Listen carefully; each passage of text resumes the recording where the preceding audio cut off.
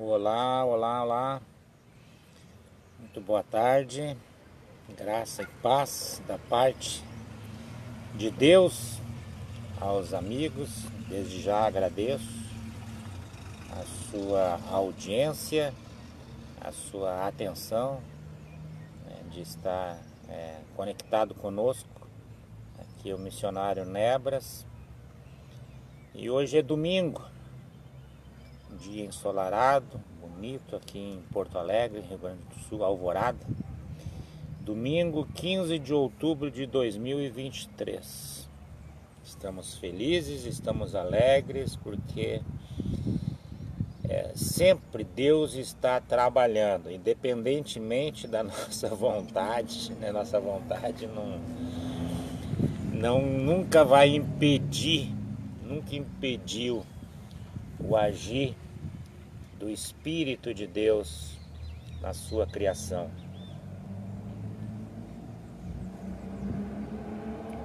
Nós humanos é que somos limitados no conhecimento, no entendimento, na sabedoria. Então este é o motivo, né? Um dos principais motivos que motiva a minha existência, a minha vida atualmente, é justamente é o mínimo que eu posso fazer, é devolver para Deus aquilo que Ele tem me inspirado, aquilo que Ele tem me dado, a grande obra redentora que Ele realizou e continua realizando na minha própria vida, porque outrora nós tateávamos à procura dele, e aí nós andamos muitos e muitos anos nas religiões, como vocês bem sabem. Eu entrei num colégio de padres aos 8 anos de idade. Eu fiz o meu primeiro e segundo ano numa escola laica, né, no Ananera, em Porto Alegre, e aqui também no Salgado Filho, em Alvorada, o segundo ano. E terceiro, mas daí na quarta série do primeiro grau, com 8 anos de idade, a minha mãe me matriculou numa escola particular chamada Escola São Francisco, uma escola que atualmente ela está debaixo da Pontifícia Universidade Católica de Porto Alegre. Então ali eu acabei conhecendo, na época era padre, depois ele virou Monsenhor, Roberto Ludovico Roncato, foi o fundador dessa instituição de educação. E ali eu permaneci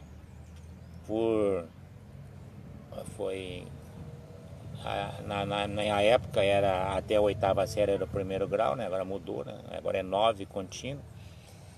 Então ali eu fiquei durante 7 anos, dos meus 8 até os 16 anos, até o último ano do segundo grau.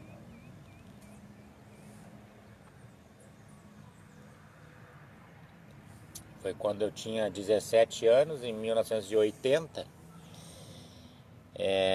almejando a fazer o vestibular.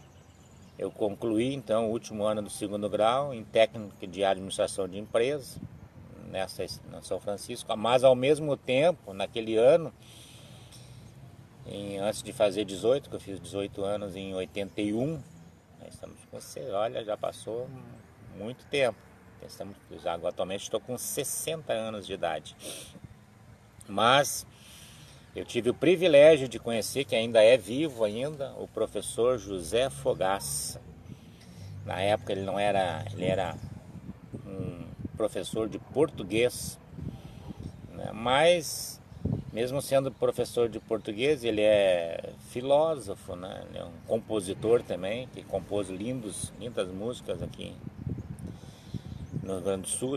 Eu creio que ele é de Porto Alegre, porque as músicas fazem Porto Alegre trilegal, Porto Alegre é demais. E já naquela época, então, o Fogaça já falava muito sobre política, sobre a ditadura de Allende, né, o governo no Chile, os problemas políticos na América do Sul. E logo depois ele se tornou vereador em Porto Alegre e chegou a ser até senador, foi prefeito de Porto Alegre e chegou a ser até senador da República Federativa do Brasil. Bom, o motivo desta live então é meditar e estudar um pouco sobre o porquê que nós, não só eu, como todos os evangélicos, acabam vendo as múltiplas e sucessivas divisões que ocorrem nas denominações evangélicas. Então isso era algo que me incomodava muito, né? Que eu comecei a estudar isso aí e ouvi o pastor Caio Fábio, que ainda é vivo também, pastor que foi presbiteriano por 30 anos, até o ano de 98, ele foi um dos maiores vozes proféticas nos anos 80 e 90 no Brasil, e profundo conhecedor da história. Então, amados, nós temos a palavra de Deus, que é a Bíblia Sagrada, é a palavra de Deus. E a gente vai estudando essa palavra, né, que nem Martinho Lutero, estudava, meditava, orava. E o próprio Espírito Santo começa a trazer à mente, ao coração do discípulo, do estudioso, que as práticas do Senhor Jesus Cristo diferiam muito das práticas do clero romano.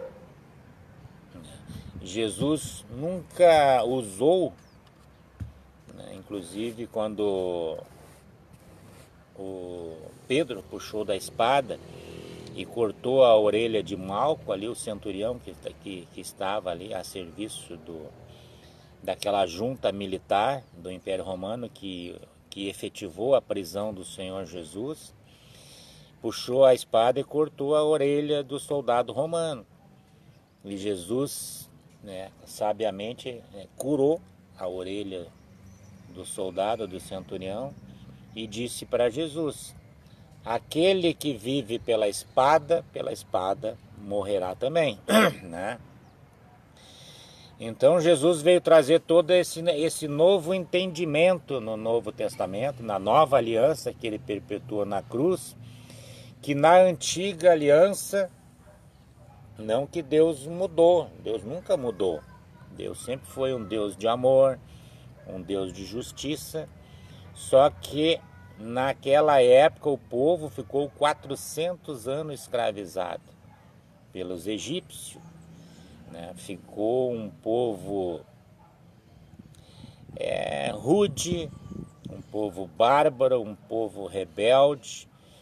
Então, num primeiro momento, Deus deu a lei, os 10 mandamentos, que continuam válidas. Jesus deixou claro e categórico isso, que ele disse: eu não vim revogar a lei e nem os profetas, eu vim sim abrogar, eu vim cumprir.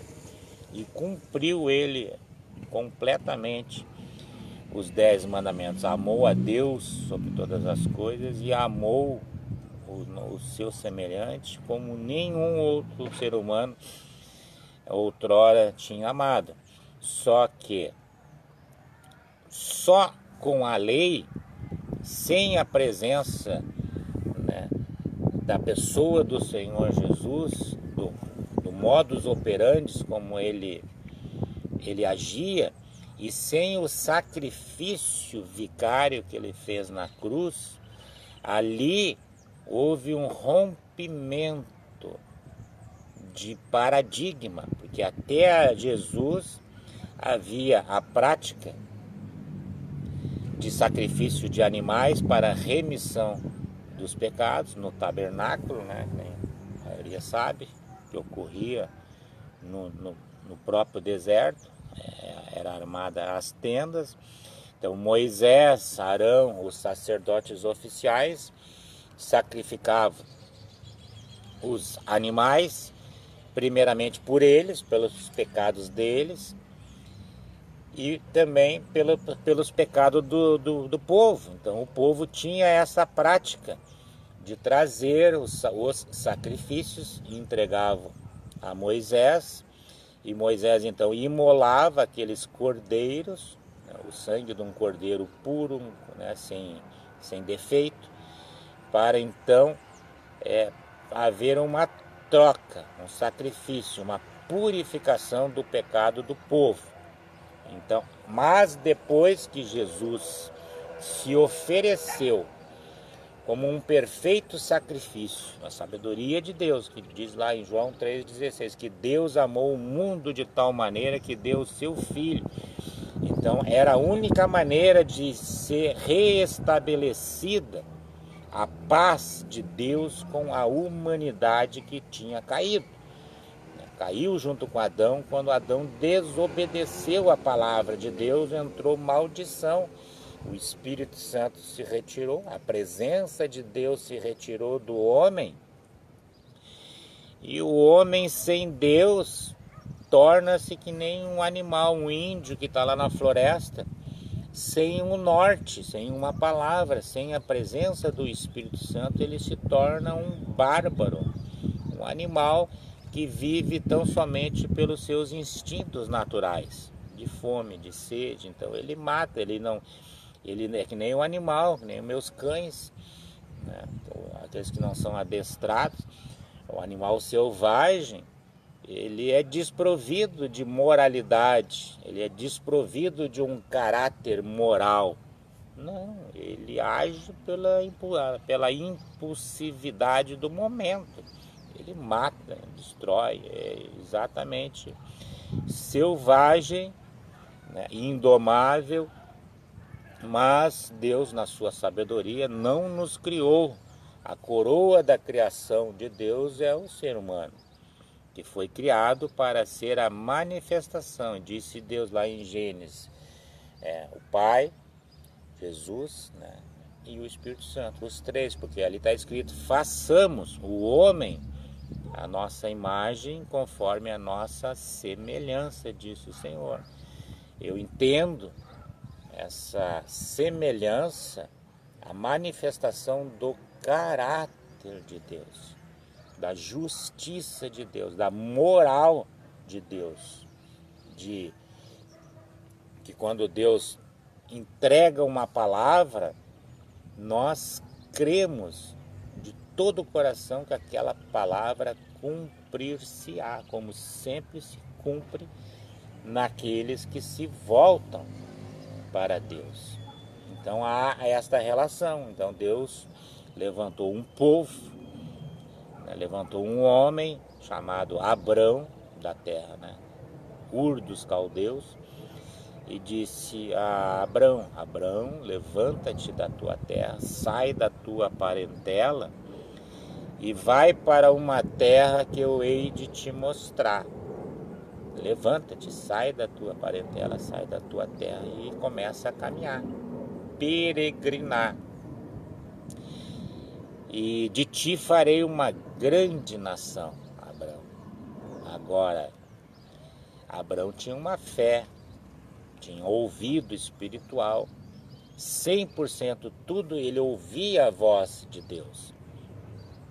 E Deus, né, tardou em dar um filho para Abraão. Abraão casou-se com Sara, né, com Saraí, no início, depois virou para Sara. E Sara já era avançada em dias. Eu não sei qual é a idade, mas diz alguns teólogos que ela já estava já com 70, 80 anos de idade, mas não tinha, né, dado um herdeiro para Abrão. E como Deus, na sua imensa sabedoria, porque para Deus não há impossíveis, né? Deus pode fazer qualquer coisa, até uma idosa gerar um filho. Mas Deus queria testar a paciência e a fidelidade de Abrão. E Sara então fez uma proposta para Abrão. Abrão, meu marido, eu acho que Deus esqueceu de nós. Eu já estou idosa, estou quase voltando para Ele e eu não consigo conceber um filho. Quem sabe tu se deita, meu marido, com Agar, uma escrava que me é fiel, me é auxiliadora. E então ela é uma jovem, né, com toda a força da vitalidade da juventude. Ela então conceberá um filho para nós, né? Fez um acordo com Abrão e com Agar para ela emprestar a barriga como se fosse uma barriga de aluguel, né? Só que Agar concebeu com o próprio óvulo dela. Não tinha essa tecnologia que tem hoje em dia de inseminar o óvulo de uma outra mulher e o sêmen de um homem, né, num ventre de uma terceira pessoa. Então Abrão se deitou, né? Teve uma relação sexual com Agar e Agar gerou Ismael, filho da escrava. De onde depois, como é só você ler a história, você vai ver que Agar era uma moça fiel a Sara, só que depois que ela gerou a Ismael, ela começou a se achar que ela era a matriarca preferida de Abrão. E aí Sara se queixou para Abrão: olha, a coisa está ficando complicada, porque as unhas, né, ela se ensoberbeceu e já não está sendo uma escrava fiel às minhas ordens. Ela está se achando agora que é a última bolachinha do pacote. E aí Abrão, como amava muito Sara, teve que tomar uma difícil decisão. E tomou essa decisão. Pegou alguns camelos ali, alguns jumentos, né, alguns víveres, né, para não despedir ela sem alimento, né, sem mantimento. Chamou Agar e o seu filho Ismael, diz: olha, tá aqui algumas coisas para vocês, agora vocês peguem a estrada aqui e vão caminhar para fazer vento, porque só existe uma matriarca na minha família, que é a minha esposa, Sara. Então Agar, ela foi enviada por Abrão para o deserto, né, para constituir uma outra descendência. E a gente pode ver que essa atitude de Abrão e de Sara de conceber esse garoto chamado Ismael veio a gerar todo o povo árabe. Essa guerra que ocorre atualmente aí no século, olha só, milhares e milhares de anos depois, nós podemos perceber o espírito que habita o coração dos descendentes de Ismael, o filho da escrava, que é da mesma raiz abraâmica, mas eu sei porque eu tenho um irmão adotado na minha família, e mesmo tendo o meu nome, sobrenome, e mesmo sendo amado por todos nós, pelo meu pai, pela minha mãe, sempre teve no coração um complexo de inferioridade. Ele nunca se achou digno, nunca se achou filho legítimo. É um espírito maligno que entra na mente do adotado ou do bastardo. No caso, Ismael foi um filho bastardo, né? Porque não era filho legítimo de Sara, mas um filho de uma relação extraconjugal que Abrão teve com Agar. E este espírito de rebeldia sempre se levantou gerações após gerações contra daí ao filho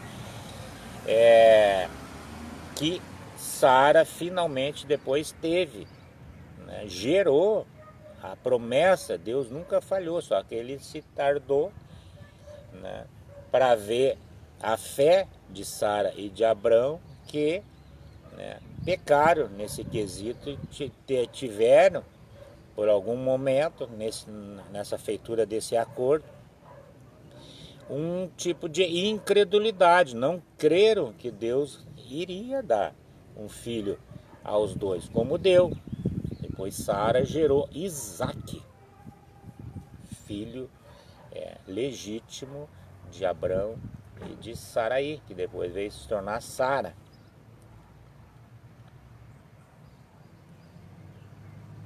E depois, quando Isaac já era um jovenzinho de 10, 12 anos, eu não me lembro a idade correta, o Senhor pediu a Abrão que ele colocasse o seu filho Isaac em cima de um altar e o devolvesse para ele. Pelo que Abrão não duvidou, levou Isaac a um monte, armou um altar de pedras e com lenha por baixo, amarrou o menino, e quando ele levantou o cutelo, a espada, a faca, para imolar o menino, né, o anjo do Senhor o impediu. Abraão, não faça isso. Era só um teste que Deus fez com Abraão para testar a fidelidade e a obediência total de Abraão para com a voz do Senhor. E dali em diante, o Senhor, nosso Pai, trocou o nome de Abrão para Abraão, o pai da fé, viva, ativa, o nosso primeiro patriarca. Depois, né, Abraão, Isaac e Jacó, filho de Isaac.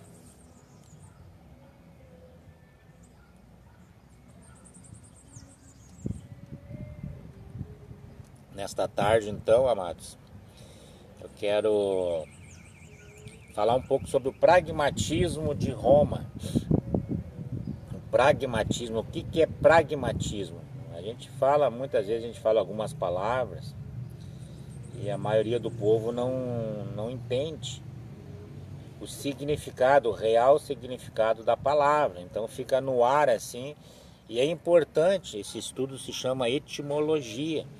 A etimologia é o estudo que trabalha para ver a origem da palavra, o seu significado, o que aquela palavra quer quer dizer, o real significado da palavra. Então, pragmatismo, ele é um sentido prático, é uma atitude que privilegia a utilidade e a eficiência como critérios de atuação. É uma das características mais salientes da cultura romana. Então, os romanos eram muito pragmáticos. Então, hoje de manhã já me acordei e a manhã toda dei uma relida sobre o pragmatismo do Império Romano. Então, eles tinham, que vem do latim, actus e não verba, quer dizer, ações práticas e não só palavras, porque as palavras muitas vezes são vazias e não redundam, né, é só retórica, não redundam na praticidade das ações. Então o Império Romano era muito pragmático, era uma máquina, foi construído então uma máquina política que influenciou o mundo todo, né, e influencia até hoje, e influenciou a igreja no Concílio de Nicéia. Constantino I, de uma forma muito prática, chamou o bispado, que até ali a igreja ela era perseguida, maltratada, morta, Tanto é que o Coliseu em Roma, que existe até hoje lá, os escombros lá em Roma, foi construído pelo Império Romano para a diversão dos romanos, que eles colocavam os cristãos ali para os leões comerem os cristãos. E essa prática, desde antes de Jesus, depois na vida de Jesus, no primeiro século, até o século III, olha só, por quase 400 anos, o Império Romano, ele patrolou a igreja do Senhor Jesus Cristo. Matou, dizimou o próprio Saulo, antes de se converter, ele foi enviado pelo Império Romano para aquela região da Judéia, justamente para dissipar o movimento dos discípulos do Senhor Jesus, que estava aquele alvoroço lá, né? Chegou aos ouvidos do Império, né, que tinha um homem, um profeta, que estava operando sinais, prodígios e maravilhas, que estava já ameaçando até o Império Romano e ameaçando o poder dos escribas e dos fariseus, que já existia ali a religião judaica, né, da lei de Moisés, que se assemelhava mais ou menos à prática dos romanos, que era o olho por olho, dente por dente, né? Então toda lá a gente faz um estudo lá em Deuteronômio. Então Deus naquela época do Antigo Testamento permitiu, não que era do agrado do Senhor, mas permitiu por causa da dureza daquele povo que ficou 400 anos escravizado no Egito, que precisava então naquela época de um código de conduta mais rígido. E aí, olha só, Argeu do Gás, é isso aí, missionário.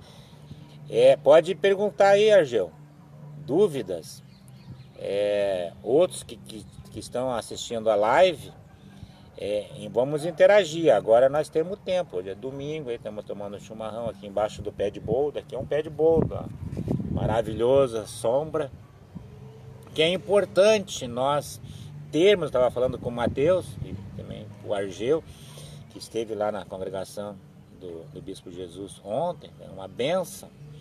Então tem muita coisa que acontece na igreja hoje que a gente não sabe o porquê. Não sabe o porquê. E a Bíblia, só a Bíblia não nos esclarece muitas coisas. Então nós temos que pegar a palavra de Deus, que nem Martinho Lutero pegou, né, no século XV, junto com a história que ele estava vendo ao vivo. Não, algo está errado. Jesus nasceu numa manjedoura. Jesus, em toda a sua caminhada, amou, não julgou a mulher que foi pega no adultério. Os religiosos queriam matar. A lei, a palavra dizia, está escrito, temos que matar ela. Leva até o portão, ela foi pega em adultério, Senhor, mestre. O Senhor não vai poder ir contra a palavra de Deus, contra a palavra de Moisés. Os fariseus disseram assim, contundentemente, né? E Jesus não contradisse a palavra, nunca contradisse. Exatamente, está escrito isso. Aquele que não tenha pecado, então atira a primeira pedra. Aí Jesus, uma sabedoria tremenda, trouxe a consciência daqueles, eram hipócritas, né? Os fariseus diziam que amavam mais um Deus que não é amor, que não é misericórdia, né? E queriam matar ela. E Jesus disse, aquele que não tenha pecado, esteja totalmente santo, totalmente purificado pelo Espírito Santo, comece a matar ela. Mas todos pecaram, amados. Não existe, a Bíblia é clara onde diz, todos pecaram e destituídos estão da graça e da misericórdia de Deus.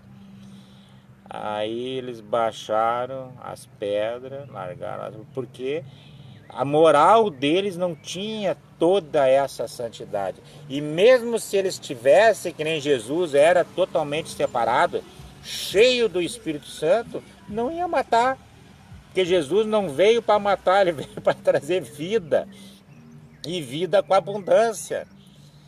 Agora, ele não passou a mão por cima da adúltera. Mulher, cadê os teus acusadores? Ah, foram tudo embora, Senhor. Nem eu te condeno, mulher. Agora tu vais e não pisa mais na goiaba, não pisa mais na jaca. Não peque mais. Não peque mais, para que não te suceda. Tu teve a sorte, né, que eu estava aqui e te perdoo, mas em qualquer outro momento que não venha a ter a intervenção divina do Pai na tua vida, os fariseus vão te matar, porque é a letra, a própria palavra diz que a letra ela mata. Sem o Espírito Santo, sem o azeite da graça de Deus, que diz que pela graça eu fui salvo, isso não vem de mim, vem de Deus, vem da misericórdia do Senhor.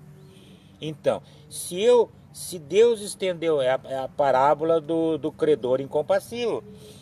Se eu sou devedor, se eu sou pecador, e Deus, Jesus redimiu o meu pecado, ele se fez pecado por mim.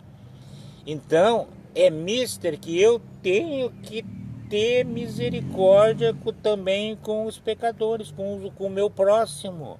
Não posso esticar o dedo, não posso condenar. Se eu condenar, eu vou estar agindo que nem aqueles fariseus hipócritas que queriam matar aquela mulher que foi pega em flagrante adultério. E quem sou eu? Quem sou eu? Mas se eu também sou pecador, como é que eu vou julgar? E Deus, que é santo e pode julgar e pode matar, perdoa, estende misericórdia. Agora, uma coisa nós temos que falar. Deus é Pai, Deus é bom, Deus é o Criador, Deus pode todas as coisas, mas Ele não passa a mão por cima do teu pecado, da tua insubmissão à palavra dele. Não.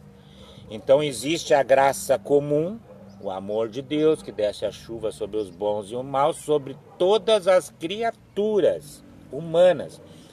Agora, precisamos separar o que é criatura humana, pessoas humanas naturais, dos filhos de Deus. É um abismo que existe.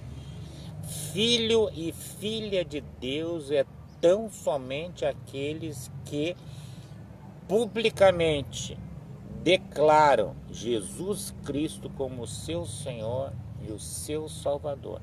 Aí ele baixa as águas para sepultar a velha natureza carnal, insubmissa, rebelde, empedernida. Precisa haver essa consciência. Aí sim começa a nascer, né, o homem espiritual, né, começa a fazer morrer. E quanto mais o homem, né, tem essa consciência que ele é um ser espiritual e precisa se submeter à palavra de Deus, estudar a palavra de Deus, para que comece a se manifestar a natureza divina do Espírito Santo aí no coração do ser humano, que é enganoso, que é desesperadamente corrupto, que nasceu no pecado e que viveu que nem o povo 400 anos na escravidão, e nós vivemos até chegar em Jesus na escravidão do pecado. Jesus disse: todo aquele que peca é escravo do seu pecado, e o seu pecado, o salário do pecado, amados, é a morte, primeiramente espiritual.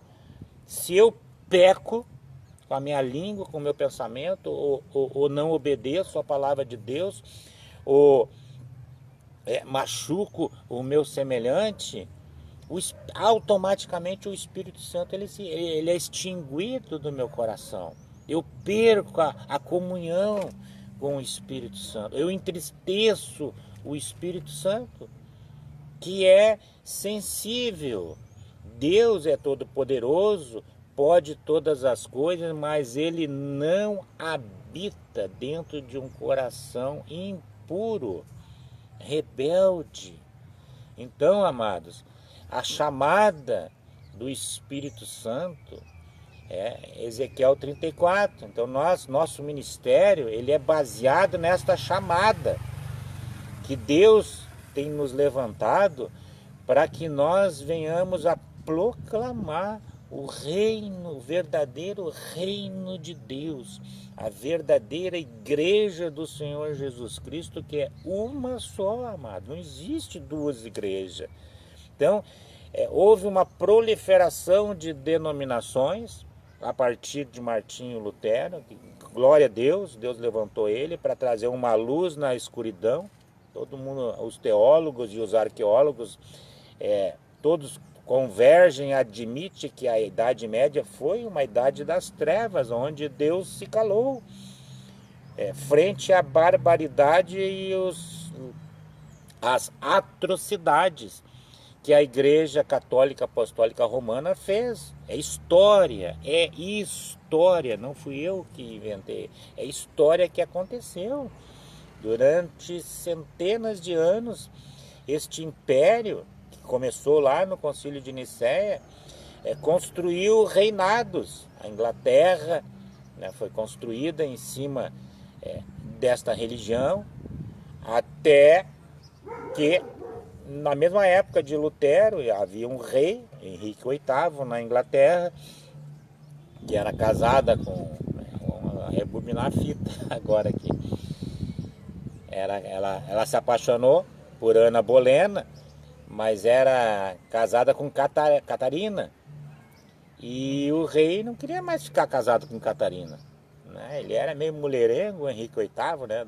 Meio virado das botas, mas ele era o rei da Inglaterra, de toda aquela região da Grã-Bretanha, um dos maiores impérios bárbaros, e pediu para o bispo da Inglaterra: olha, fala com o Papa lá em Roma, eu quero me casar com Ana Bolena, eu quero me separar de Catarina. Aí o bispo falou com o Papa e o Papa disse: não. Então sempre houve, né, essa doutrina de um casamento só, não há divórcio, nunca abriram espaço, até para manter o poder, né?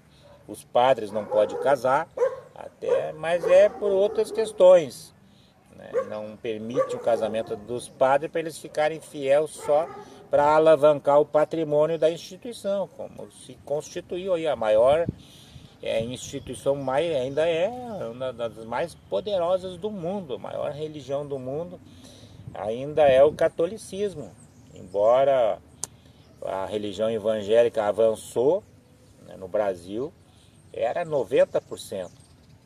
No ano 2000, a CEPAL, o Serviço de Evangelização para a América Latina, previa que em 2020 os evangélicos já seriam mais de 50%, e configurou-se isso. Então vem decaindo o poder da Igreja Católica, que ela herdou toda o poderio, ela herdou toda a política do Império Romano, que se desfacelou, mas se transfigurou-se numa instituição, então, religiosa.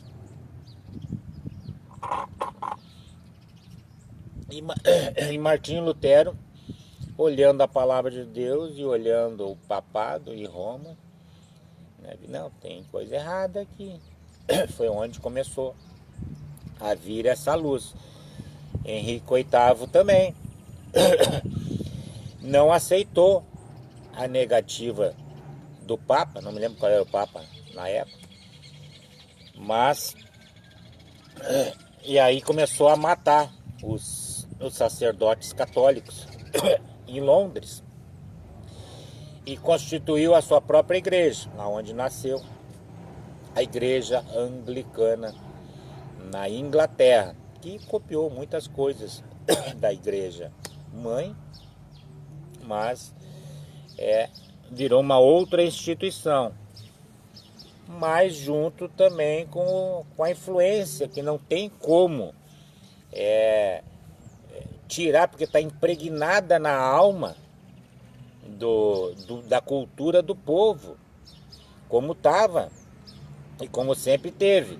Então, o pragmatismo do império, do exército romano, né, de agir em vez de só ficar na retórica da palavra, junto com a influência dos deuses pagãos, dos gregos, que era muito forte e continua ainda na Igreja Católica. Tanto é que as catedrais construídas por Constantino e todas as catedrais da Igreja Católica até hoje têm enormes vitrais onde Roma adorava o deus Sol, o Invictus, né?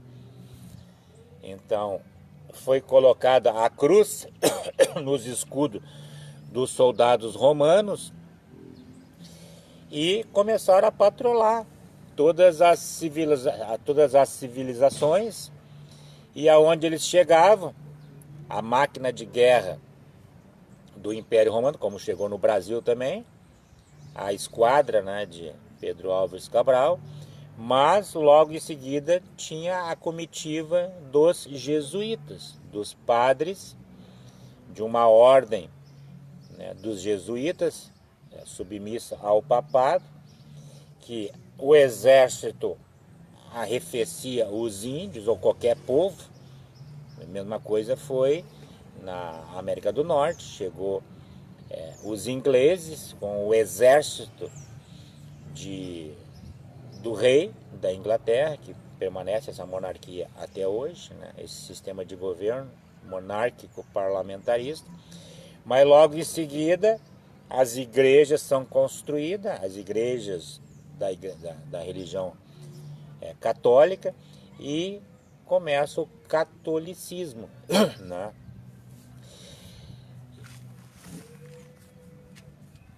Pragmatismo romano, então, é uma das características mais salientes da cultura romana e uma das que mais se distingue do espírito grego.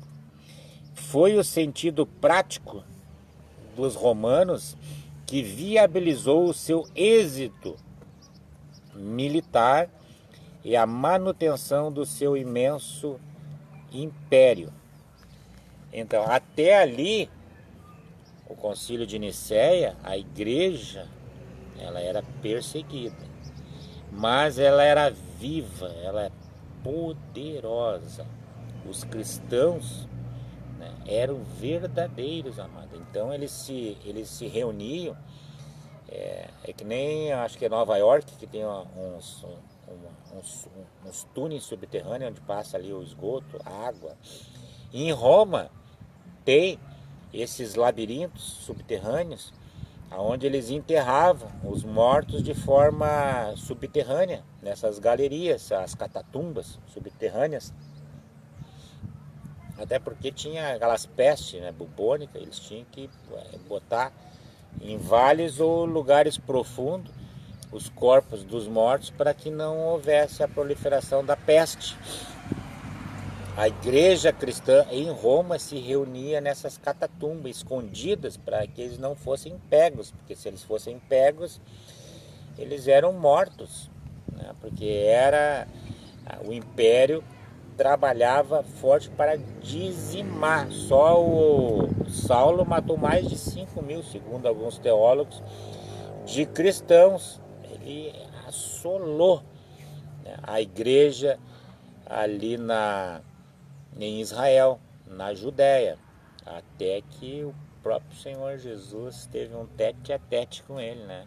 Depois da morte de Estevão, e ele consentiu, ele viu o discípulo Estevão, que era um varão cheio do Espírito Santo, né?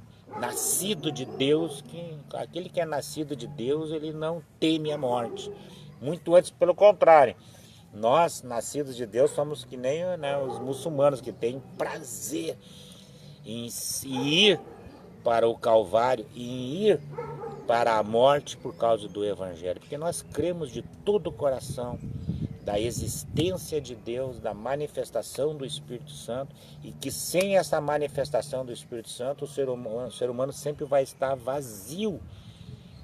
Existe um vazio na alma do ser humano que só pode, amados, ser preenchido pelo Espírito do Senhor Jesus Cristo, que é o Espírito Santo dele e do Pai. Então, Saulo era um enviado do Império Romano, né? Saulo era o nome dele, até que Jesus teve um papo reto com ele na estrada de Damasco. Brilhou tipo uma luz mais forte que o sol, deixou ele cego, e ele disse para Saulo: Saulo, por que tu me persegues? Quem falas comigo? Eu, Jesus, falo contigo. Duro para ti, Saulo, é recalcitrar os aguilhões. Eu não sabia o que era aguilhão. Aí, antes do Senhor Jesus recolher, o bispo João Carlos, o Argeu conheceu o bispo João Carlos, o Vanderlei também, que estava vendo a live, conheceu o amado bispo João Carlos, meu amigo, pessoal, muitos anos caminhou comigo, e fundamos o Conselho Nacional de Líderes Cristãos em 2018. Aí na pandemia, né, infelizmente, a pandemia e a Covid pegou o bispo João Carlos. E tem uma live aí salva no Facebook que eu e ele fizemos aqui em casa, onde eu perguntei para o bispo João Carlos o que era aguilhão. E o João disse: aguilhão, missionário, é tipo uma lança em que aqueles tocadores, boiadeiros do interior, e colocam uma ponta de ferro, que nem os romanos usavam também, uma lança, uma ponta de ferro pontiaguda, que o boiadeiro da carreteira toca na traseira do boi, o boi avançar, uma ponta de ferro.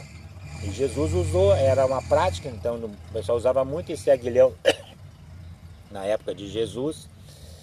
E Jesus disse para Saulo: duro para ti é dar soco em ponta de ferro, Saulo. Ele ficou cego. E aí ele foi para uma cabana, né? Ele era um homem de oração, ele conhecia a palavra de Deus, né? A Torá, era temente a Deus, só que estava entenebrecido os olhos. Ele achava aquele movimento dos cristãos era um movimento rebelde, humano, né, que começava a tomar. Os próprios fariseus diziam: se continuar assim, esse homem, do jeito que ele está operando esse poder todo, de curando os enfermos, libertando os endemoniados, milagres estão acontecendo de forma sobrenatural, nós temos que dar um jeito de matar esse homem, senão ele vai tomar todas as ovelhas do nosso pastoreio, vai acabar com o nosso império humano, religioso, como eles achavam, né? Que era de Deus, mas não era de Deus, era um império que usava a palavra de Deus, mas era totalmente satânico, porque eles não tinham amor às ovelhas. Jesus deixou bem claro isso para eles: vocês são raça de víboras, vocês são sepulcros caiados, vocês são usam largas túnicas, largos filactérios, vocês dizimam o endro, o cominho e a hortelã, mas esquecem do principal, do juízo, da justiça, da fé e da misericórdia, meus reinos. Eu nem sei que nome a gente pode dar para um tipo de criatura que usa a palavra de Deus e pratica a iniquidade, como eles queriam apedrejar e matar aquela mulher que foi pega no adultério. Não tem misericórdia nenhuma, mas matam com a palavra e matam com ações. E é isso que produz a religião. É contra esse tipo de espírito maligno que nós lutamos, que foi impregnada a igreja de Deus, que era pura, que era viva, que era eficaz, que era genuína, que nem Estevão pregava falava, que nem Jesus falou, João Batista falava, todos os profetas abriam as suas bocas e falavam, assim diz o Senhor Deus, arrependei-vos, porque é chegado a vocês o reino de Deus, um reino de poder, um reino de virtude. Chega a me arrepiar todo. É poder, amados. A palavra de Deus diz que o reino de Deus não se consiste só de blá blá blá, blá blá blá, blá blá blá. É poder espiritual. É poder. O nascido de Deus, cheio do Espírito Santo, tem esse poder de impor a mão, expelir demônio, curar os enfermos, trazer vista aos cegos e de pregar uma palavra que traz libertação. A falta do conhecimento é que aprisiona a mente humana numa a gente chama de sofisma, fortalezas mentais de doutrinas heréticas, de influências pagãs, desse pragmatismo satânico que foi introduzido na igreja, e com a reforma foi abolida a idolatria de imagens, mas ainda permanece este espírito de Constantino I, desse pragmatismo de querer construir do que o papado deixou de herança. Então deu uma melhorada, mas não tem como reformar. Deus reformar é um espírito maligno que tem que ser queimado pela presença do Espírito, que só se sucederá com a entrega total, né, do ser humano à obediência da palavra. E é isso que nós estaremos fazendo a partir de amanhã e no estudo do discipulado, num outro dia que nós e o Conselho, junto com o Bispo Jesus e outros líderes, vamos estar definindo.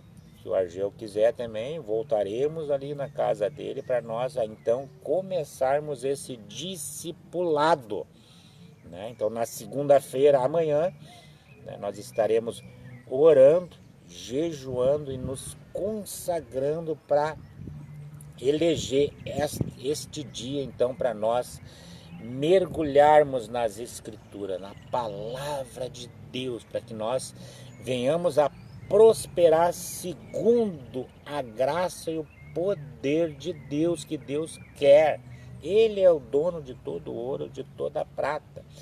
Verdadeiramente próspero, que nem dizia o meu saudoso pastor que me batizou, Paulo Serrinha, lá na Jocum, e disse, missionário, para nós todos lá, os alunos da ETED, não adianta você ter só riqueza, só dinheiro e sem ter a sabedoria de Deus, porque aquele que ama o dinheiro dele nunca se fartará. Quanto mais nós temos, mais nós queremos, também se nós não tiver a comunhão com o Espírito Santo.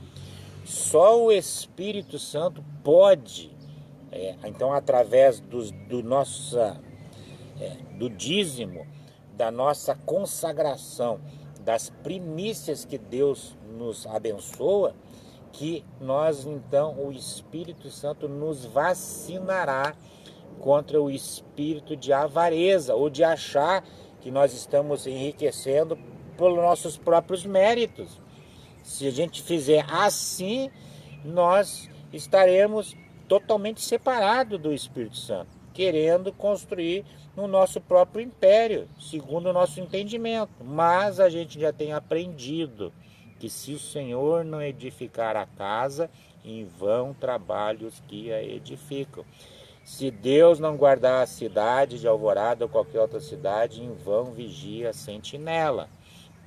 E isto é a causa desse enfraquecimento da Igreja Católica Apostólica Romana e do enfraquecimento das múltiplas e sucessivas divisões das igrejas evangélicas, que ainda tem esse espírito maldito de Constantino I, que tem o pragmatismo, tem as suas qualidades, Mas se nós não observarmos a palavra de Deus e nos sujeitarmos à palavra de Deus, só o pragmatismo não redundará num governo justo, né, do Espírito Santo, usando os seus profetas.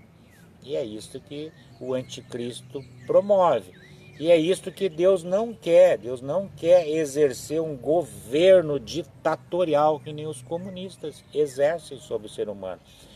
Porque o anticristo que vai vir e vai se assentar em Jerusalém, querendo parecer Deus, ele vai obrigar toda a humanidade a adorar ele, mas aí na força da baioneta. E fazer o quê? Faz 2000 anos que o evangelho é pregado, e Deus sempre esperou que nós o servíssemos por amor e não pela dor, não pela obrigação, não por medo. Deus é Pai, Deus nunca será. E por isso que Ele é paciencioso, longânimo, benigno. Esse é o nosso Deus, né? Que espera que nós venhamos a obedecer, mas neste espírito. Então que Deus continue nos dando desta graça e que nós venhamos a nos unirmos, amados, unirmos para construirmos, para nós restaurarmos esta verdadeira igreja, que é uma só. A palavra de Deus diz há uma só palavra, há um só cabeça. E nós, amados, que cremos nesta palavra maravilhosa, somos o corpo de Cristo, que bem ajuntado, né, em obediência à cabeça que é Ele. Aí sim, Ele disse: as portas do inferno não prevalecerão sobre a minha igreja. E nunca vai prevalecer. A igreja espiritual de Deus e todos aqueles remanescentes que se predispuserem a servi-lo e manifestarem o poder dele, que é dele, não é nosso. Agora ele usa, não é porque ele usou lá elas não gostam de dizer, mas está na Bíblia. Deus usou um jumento para falar com o profeta Balaão. Agora, não é porque Deus usou o jumento, abriu a boca e falou: por que tu me espancas? Eu não tenho culpa do teu pecado, a tua rebeldia é tua, Balaão. Por que tu me espancas? Tu está terceirizando o teu pecado, eu não tenho nada a ver com o teu pecado. Obedece a Deus, esse espírito de rebeldia vai sair de ti, a jumenta falou para ele. Agora, não é porque Deus usou a boca daquela jumenta que a jumenta deixou de ser jumenta, continuou sendo jumento. Então Deus usa, até as pedras vão abrir a boca, vão pregar, se nós não pregarmos a palavra, a santa palavra de Deus. E Deus espera que os seus filhos, então, mergulhem nesta palavra. Aí entra o pragmatismo, não só ouçam a palavra, mas pratiquem a palavra. Então Deus me deu essa palavra. Nesta manhã, livro de Tiago, capítulo 1, verso 19, assim diz a palavra do Senhor. A prática, aí é bom o pragmatismo, olha só. A prática da palavra de Deus. Só um minutinho que eu vou encher o chimarrão aqui, já vamos ler aí. Só mais um minuto aí. Temos tempo, hoje é domingo, esse calor maravilhoso, e aqui eu estou debaixo do bolto. Aleluia. Glória a Deus. Oh, obrigado, Senhor, pela tua presença do teu Espírito Santo, Senhor. Aleluia. Continua, Pai. Continua trabalhando no meu ser, no meu coração. Quero fazer oração que nem o teu servo, aquele homem que era segundo o teu coração, Pai. Ou era homem de guerra, sim. E por isso o Senhor não permitiu que ele construísse o templo, mas ele te glorificou. Ele, sempre quando errava, ele se arrependia, ia para o jejum e se humilhava a alma dele diante de ti, Senhor, para que o Senhor não tirasse o espírito dele. Aleluia. Essa é a nossa oração, Pai. continue nos sondando, que teu Espírito venha sondar o coração do meu amigo, venha sondar os corações dos nossos irmãos, Pai, aqueles que têm comungando da mesma fé na tua palavra, Pai. Sonda-nos, Pai, e venha retirar tudo aquilo que não vem de ti, para que o teu Espírito venha a trazer de forma clara, de forma bem transparente, qual é a tua vontade para eles, Pai. Desperta o ministério, desperta o talento, Pai. Oh Deus, o Senhor é o oleiro, o Senhor é o lapidador. Lapida-nos para que nós venhamos a manifestar a tua multiforme e gloriosa sabedoria, beleza e fulgor, Pai. Então entra nos nossos corações e vê se nós estamos errando em algum caminho que porventura venha entristecer o teu Espírito. É o que nós não queremos, é entristecer o teu Espírito e pecar contra a tua palavra, Pai. Ajuda-nos, ó Espírito Santo, ajuda-nos nós a jejuar.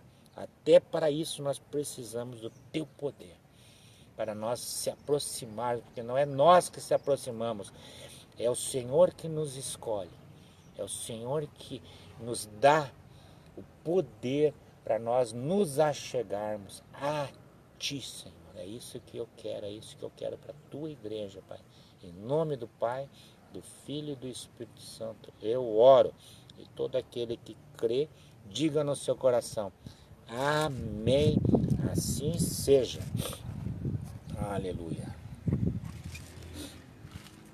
Vamos ler então, para nós finalizarmos esta live. Livro de Tiago, a prática da palavra de Deus. Não sermos só ouvintes da palavra, mas buscarmos em oração o poder de Deus para nós conseguirmos praticar essa palavra maravilhosa.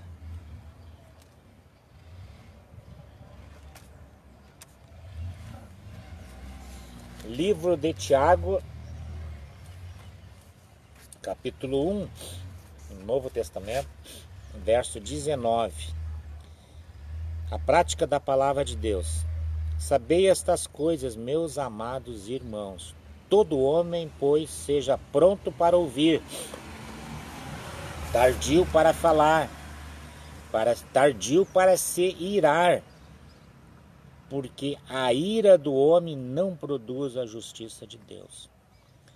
Portanto, despojando-vos de toda impureza e acúmulo de maldade, acolhei com mansidão, deixar entrar a palavra no coração.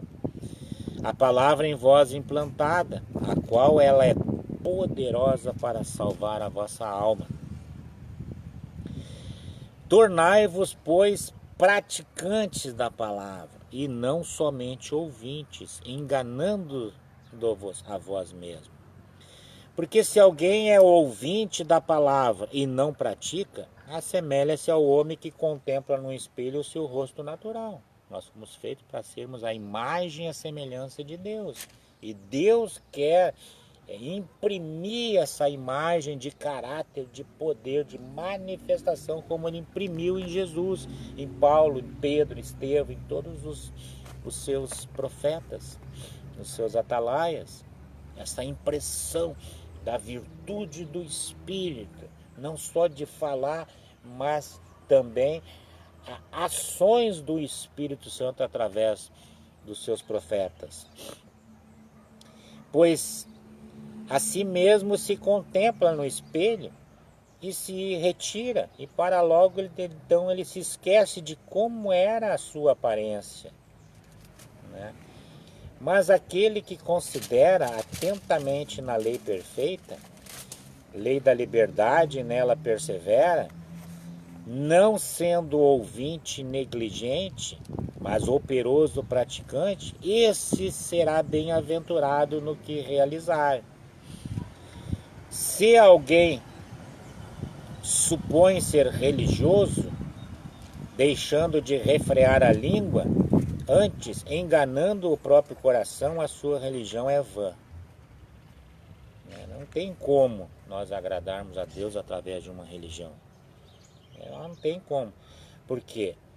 A religião pura e sem mácula para com o nosso Deus e Pai é esta: visitar os órfãos e as viúvas nas suas tribulações, e a si mesmo guardar-se incontaminado do mundo. Essa é a verdadeira religião que Deus quer para nós. Guardar-nos nós debaixo do boldo, fugir da movimentação, da contaminação do mundo, para nós estarmos totalmente, de forma pragmática, então, assim, buscar o conhecimento, não só da palavra, mas também nós rememorar a história da humanidade para ver onde eles erraram, onde entrou o fermento maligno do pragmatismo romano, onde entrou o fermento maligno da filosofia dos filósofos gregos. Onde está a Grécia? Onde está o Egito? Onde está o Império Romano hoje? Aleluia, glória a Deus. Vamos ficando por aqui. Obrigado pela tua audiência. E eu peço humildemente que você curta e espalhe esse vídeo. Você está autorizado a espalhar, porque é através da disseminação da verdade, amados, é que haverá a libertação da Igreja do Senhor Jesus Cristo, que é uma só em toda a face da terra. Então, com o acolhimento, como acabei de falar aqui no livro de Tiago, o acolhimento da palavra de Deus, o Espírito Santo então irá nos unir em uma só igreja, uma só palavra, um só pastor, Jesus Cristo, o Rei da Glória. Que Ele cresça e que nós venhamos a desaparecer, para que Ele venha tomar conta de todo o nosso coração. Aí sim, que nem Ele diz, buscai o reino de Deus em primeiro lugar. E todas as demais coisas então nos serão acrescentadas para nós glorificarmos o nosso Senhor Deus Todo-Poderoso. Nos ajude desde já. Conecte-se conosco, com a Igreja do Senhor Jesus Cristo, pelo WhatsApp, diretamente pelo WhatsApp. Área 51 980 11 07 70. Começamos nessa semana, foi sexta-feira, nosso primeiro programa na Rádio Vitória FM 102.9. Nos ajude, se aproxime de nós, seja patrocinador, seja mantenedor. Nós queremos abrir mais horários, levar para outras rádios do interior do estado, para o Brasil, o restante do Brasil. Precisamos da tua fidelidade, amado. Seja fiel a Deus e nós estaremos prestando conta com transparência. Cada centavo da sua oferta você estará nos sites e nós estaremos transparecendo todos os demonstrativos contábeis para onde está indo a tua oferta.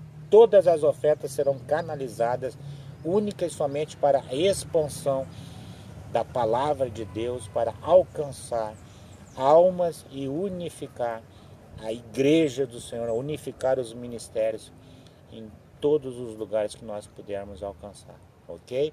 Um beijo no coração e até a próxima live. Um abraço.